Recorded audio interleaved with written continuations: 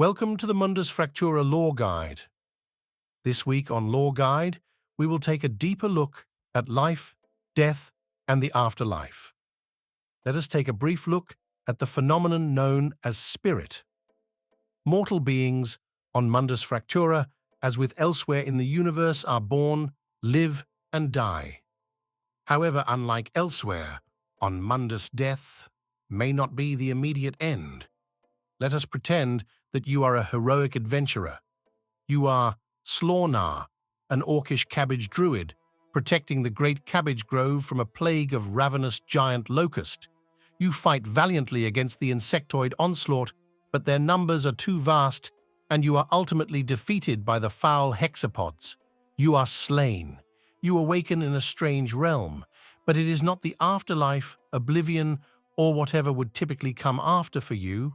You in fact now stand on the ethereal plane, that strange shadowy grey realm that exists parallel to the prime material plane. You can actually see your lifeless body at your feet. You feel a powerful pull to your deity, your hereafter, or your forever sleep. But you are also filled with a keen awareness that you do not need to release yourself to that pull. When individuals such as the druid Slornar pass before their allotted time, they may linger on the ethereal plane as spirits. As a spirit, you are aware that you may either decide to release and give in to the pull, or to resist the pull for a time. Existence as a spirit and your ability to resist the pull is like a muscle.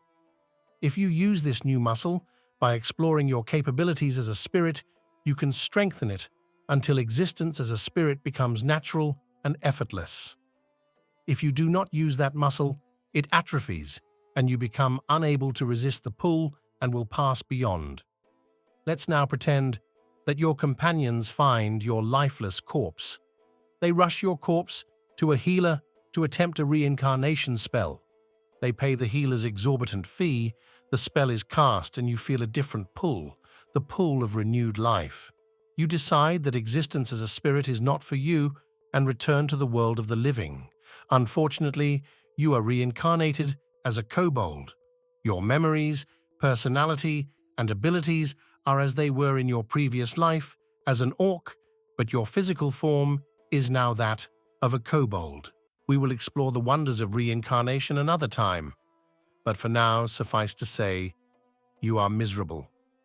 One night, in a drunken haze in the local tavern, your foul mood, brought on by the disgust of your new form, lands you in a fight that results in your second death.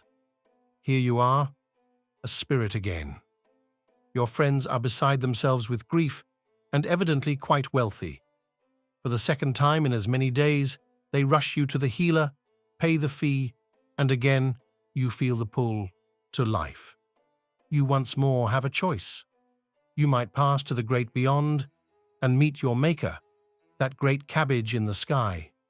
You could return to life, as the healer doesn't offer refunds, or maybe this time you just remain as a spirit. At this point, you, the listener, might think the denizens of Mundus Fractura are virtually immortal, should they will it, via this life-death loophole.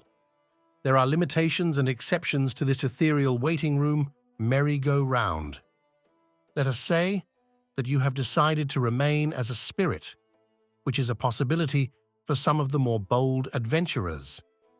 If your will is strong, and you discover the tricks of this realm, you may choose to remain as a spirit.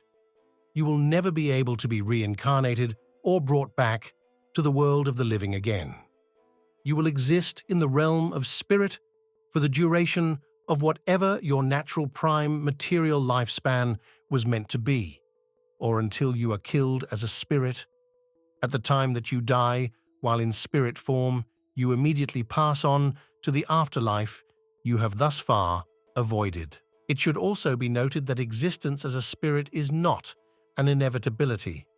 There are two known exceptions to the state of spirit. Firstly, for those living mortals who have reached the natural end of the great tapestry that is their life, being dead from old age or natural causes, they will pass directly to their great beyond.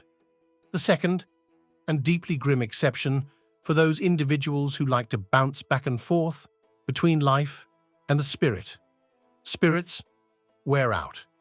For lack of a better term, eventually you will not escape oblivion. Typically, you can only become a spirit 3 times. If you die and would become a spirit a 4th time, in place of becoming a spirit or passing to a true afterlife in Valhalla, Hell, Elysium, or whichever post-mortal realm your hero may believe in, instead, you simply cease to be. By some cruel curse of the gods, you have squandered your chance at eternity beyond. You are instead no more. Yet even worse, evidence and memory of who you were somehow also fades or ceases to be.